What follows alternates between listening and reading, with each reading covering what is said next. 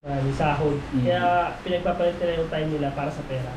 Kaya gaya ng normal na empleyado, pasok ka, magpapalit mo yung oras mo So, maliit na barya. para sa pera. Oo. Para sa pera.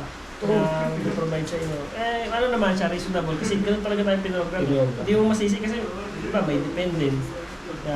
Pero pagka single ka, syempre mas flexible ka. Pero kung magka magulang ka, ang hirap. Kailangan mo talaga i-sacrifice yung oras mo para sa pera, para makapag-provide ka. Kailangan talaga yun eh. Ngayon, discarded mo kagaya ng ginawa ko. Ako may trabaho ako, nagpo-provide ako. Pero at the same time, itatabi ako para may pang-negosyo. Para sana dumating yung time na ma-let go ko yung bagay na pinagpapalit ko yung oras ko, yung trabaho. Kasi naubos oras ko sa trabaho eh. Ngayon, dumating na kami sa point na kaya ko nang ulit go ko. Nakapag-provide na, nakapag-create na ako ng asset ko. At maswerte rin ako sa asawa ko kasi na-handle niya yun. Kasi minsan nag-aaway na kami doon sa sa tindahan versus sa pagtatrabaho. Kasi main source pa namin dati, income ko, yung trabaho. Sabi ko sa kanya, pinapapili ko sa kung gusto niyo pa bang ituloy ito kasi nakakapagod na yung tindahan, nakakapagod na. Sabi, choice namin dati, kung babalik na kami sa condo na lang ulit, meron na ulit kami doon. Eh, sobrang sayang naman yung umpisa.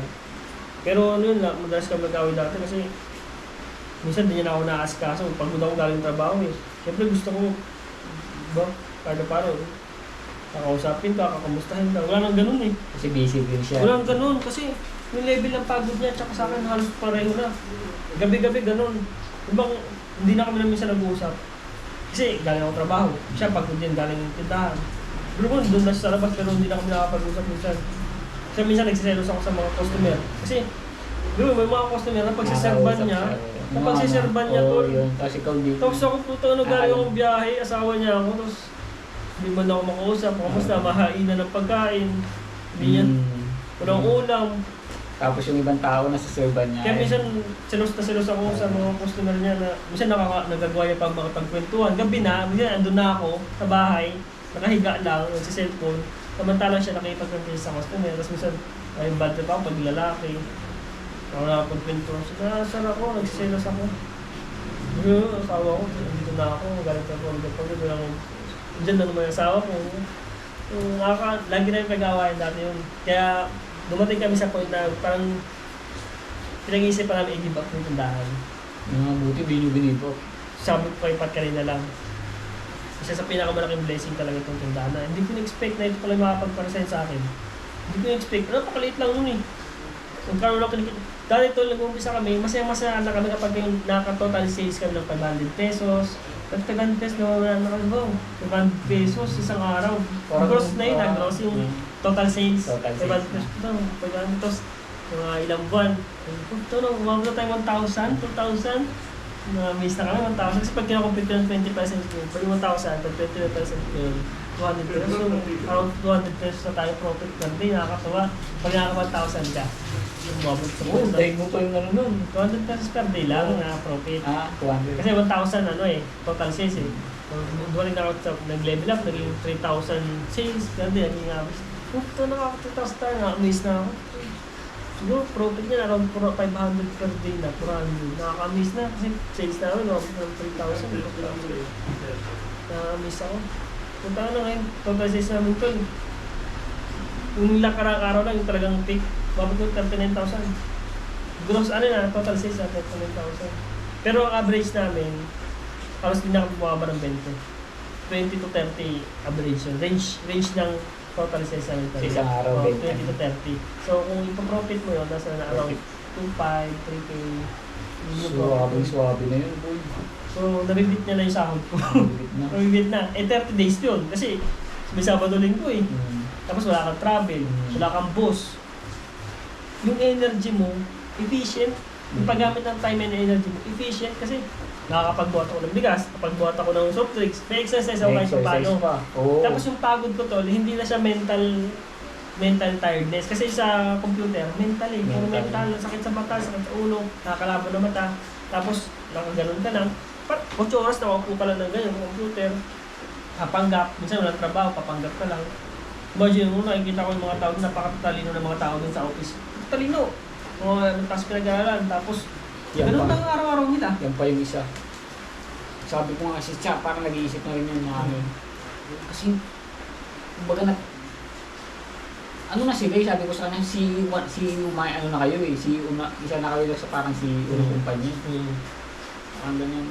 Pero gusto niya na rin mag-resign eh, kasi nagpalit sila ng boss. Di ba yung sobrang bait nilang boss, sobrang wala. Umalis na, nag-resign na.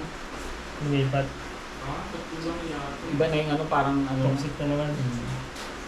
Kaya nga natuwa ako nung nag-post ka, bumili kayo ng tent. Natuwa ako.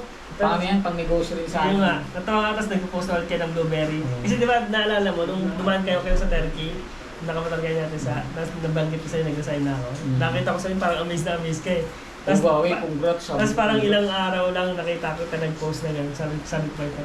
Siguro na naman to, nakalabit ko siguro na-inspire ko ba? Nagbalik yung spark sa kanila. Kasi yun natuwa ako, bumalik yung post ng blueberry Sabi ko nga eh, Tapos nag-chat ka sa akin, nag-aayos ka ng date, natuwa ako eh. Kasi kita, na-trigger na naman kita, na-trigger ko si Ate Sa. Si Ate Sa gusto ko ma-trigger eh. Kasi gusto ko siyang maging malaya. Ako rin eh. Sabi ko sa kanya, kaya lang naliligaw, minsan kami, nagkikwentuhan kami ganyan, naliligaw kami ng, alam mo yun, ng negosyo. Gusto niya naman mag-ibang ng negosyo eh. Parang basta may iba na parang candy. Nag-uuna rin kasi ako nga kasi nag-suggest din. Kumbaga ako rin naliligaw eh. Okay. Samantalang mayroon na kaming blueberry, nakakalimutan namin yung blueberry. Kahit pa paano, ina-establish na kayo dyan. Binanggit mo yung, Nag-design ka na rin. hindi yung isa mag-focus, mas maganda kung may focus sa isa. Naalala ko ko na naman nakakalimutan ko yung laser focus na kasi ito nga hindi natin maasikaso. Magdadagdag ka pa. Ayun nga ko sabi ko. Naisip ko yung mo. Sabi ko, si Malapitan, di ba pinsan mo? Bigyan natin. Sabi ko, bigyan natin blueberry. Patikimin mo. May connection eh. Napakarami connection nun. Ganun nangyari kay Kangkong Chips. Connection lang yun. Binigyan niya na, kumbaga, meron siyang may nag-order sa kanya na official na something government official. Kasi yun, dami na order, isang daang order daw, sabi sa yung mga kamag-anak niya, sabi ko, pwede mong gawin yun, bigyan natin si Malapitan. Patiginin lang, di ba? Wala namang kumbaga, pasasalamat yung tinulungan tayo. Pag nasarapan, siyempre, may sticker ka ron. Pagantayin mo yung natin yung may sticker ka ron. May contact number. Pwede ba itong ito?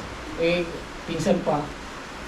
Siyempre, araw-araw may event yun eh. At saka tol, mas maganda kung madamihan yung bigay. Damihan. Maraming tao. Sure, Kasi yan yung mga official na yan, mahilig yan magsishare. Magsishare yan. Sa mga office meeting, yun nga yung gusto kong targetin talaga. Sabi ko, ang mahirap lang pag umorder yan. Yun yung nakakatakot minsan. Ma-overwhelm ka. Ma-overwhelm ka. Baka di mo kayang demand. Supply yung demand. Yun yung nakakatakot. Pero sobrang solid nun. Sabi ko kay Pan, hanggat na-overwhelm siya sa stocks na, ibig sabihin nag-grow pa. Oo, nag-grow ka. Tsaka pagka kinakabahan ka. Oo. Pagka yung pangarap mo hindi ka kinakabahan, hindi yung... Mababaw yun. Mababaw yun. Walang yun. Yung bayak sa oras yun, hindi ka kinakabahan sa pangarap mo. Ang pangarap mo, kabahan. Kailangan na-overwhelm ka. Oo. Solid. Kasi sabi ko kay Pat na-overwhelm siya minsan sa stocks kasi ako gusto kong bumili ng box-box. Mga box-box na kopi ko kasi napaka-fast moving. Kopi ko, mga kape. Gusto ko ng box-box na pati kasi yung alak na umpisa namin box-box. Ngayon sabi ko sa kanya, kape, pwede natin yung box-box. Na-overwhelm siya. Binibilang yung minsan yung cash namin, parang kumukunti daw.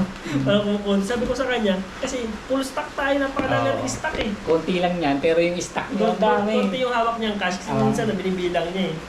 Binibilang parang kumukunti. Hindi kumukunti. Dumadami yung stocks mo. Nag-upgrade ka. Tapos minsan na-overwhelm siya, napakadami daw. Kasi minsan gusto ko na kumuha ng box ng isang sigarilyo. 50, rim. Isang rim, di ba? 10. 50 rim yun, isang box. Gusto ko umorder eh. Overwhelm siya yung idea ko kasi overwhelming eh. Kasi sabi ko sa kanya, pag umorder ako ng vape, around 30,000, 40,000, 50,000, ganyan yung mga worth ng order ko sa vape. Ngayon, kung ganun lang yung worth din ng sigarilyo, kaya. Na-overwhelm lang siya. Pero ako, sa mindset ko, capable ako. Kaya ko yung ganung worth na order ako, ganun kalaki. siya na-overwhelm pa siya. Wala, natakot siya. Natatakot pa siya. Sabi ko sa kanya, good thing yan. Kasi, nagsishift tayo for more growth. Kasi na-overwhelm ka pa rin eh, hanggang ngayon eh. Sanay kayo, dapat lagi kang mag-aamo. Galing eh. Yung, ano, Saka malaki profit doon eh, pagka mas marami kang ano. tsaka kung fast moving, no problem.